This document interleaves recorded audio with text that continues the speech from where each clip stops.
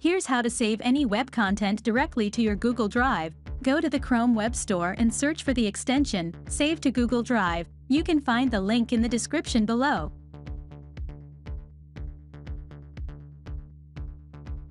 Click on Add to Chrome,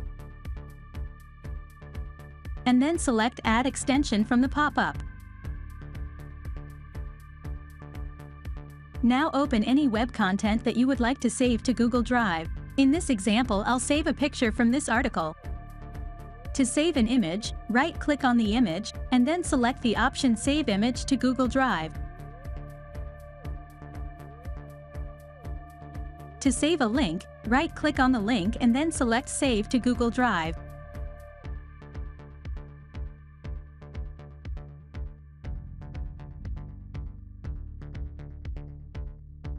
Thanks for watching. If you found this tutorial helpful, please hit the like button and subscribe to Let's Not Waste Time. For more helpful tips and tricks, check out our full playlist of Google Drive tutorials.